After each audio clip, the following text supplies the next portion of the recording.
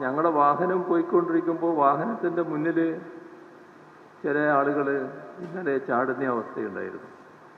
അത് നേരത്തെ ഒഴിവാക്കപ്പെട്ട ഒരു മുറയായിരുന്നു.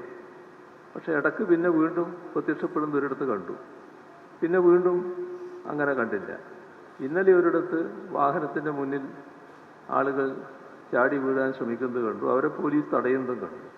അതാണ് എൻ്റെ ശ്രദ്ധയിൽപ്പെട്ടത്. അതായത് എൻ്റെ വാഹനത്തിൻ്റെ മുന്നിൽ വന്ന കാര്യമാണ് ഞാൻ പറഞ്ഞത്.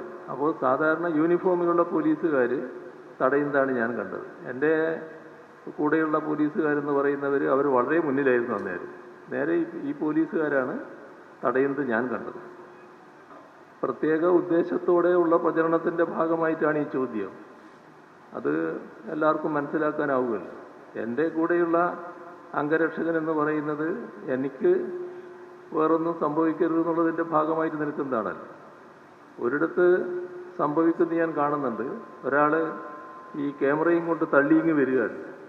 അത് സാധാരണയിൽ നിന്ന് അന്തരീക്ഷത്തിൽ നിന്ന് മാറിക്കൊണ്ടാണ് തള്ളി വരുന്നത്. അയാളെ തള്ളി മാറ്റുന്നത് ഞാൻ കണ്ടിരിക്കുന്നു. എൻ്റെ തൊട്ടടുത്താണ് അനിലപ്പോൾ ഉള്ളത്. അയാൾ തള്ളി മാറ്റുന്നുണ്ട്. അതാണ് നിങ്ങൾ കഴുത്തിന് പിടിച്ച് തള്ളലാക്കി മാറ്റിയത്. അത് സാധാരണ നിലയിൽ വ്യത്യസ്തമായ ഒരു രീതിയാണ്. അങ്ങനെ എത്രയോ ക്യാമറക്കാർ നമ്മുടെ മുമ്പിൽ പ്രത്യക്ഷപ്പെടുന്നില്ലേ? സാധാരണ ആളുകൾ പോകുന്നില്ലേ? ആരെങ്കിലും അങ്ങനെ ചെയ്യാറുണ്ടോ? ഇത് നേരെ പിന്നിലേക്ക് ഇങ്ങനെ വരികയാണ്. ആ വരുന്ന ഘട്ടത്തിലാണ് അയാളെ തള്ളി മാറ്റുന്നത് കണ്ടത്. അത് സ്വാഭാവികമായിട്ടുണ്ടാവുമല്ലോ. അതിനല്ലേ അയാൾ ഡ്യൂട്ടിക്കുള്ളത്. അപ്പോൾ അത്തരം കാര്യങ്ങൾ എന്താണ് ഒരുപാട് വാഹനാപകടങ്ങൾ ഉണ്ടാകുന്നല്ലോ. അങ്ങനെ വാഹനാപകടത്തിൽ ഇയാൾ മരിച്ചു കിട്ടാത്തതെന്ന് ചോദിച്ച ആളുകൾ നിങ്ങളുടെ കൂട്ടത്തിലുണ്ടല്ലോ. അതല്ലേ നിങ്ങളുടെ കൂട്ടത്തിലുള്ള ചിലർ.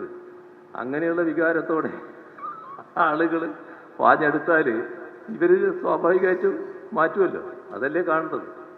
അതിൻ്റെ അർത്ഥം നിങ്ങളെല്ലാവരും ഞാൻ അപകടപ്പെടുമെന്ന് വിചാരിക്കുന്നവരാണെന്നല്ല. പക്ഷെ നിങ്ങളുടെ കൂട്ടത്തിൽ അങ്ങനത്തെ ചിന്തക്കാരും ഉണ്ട്. അതാണ്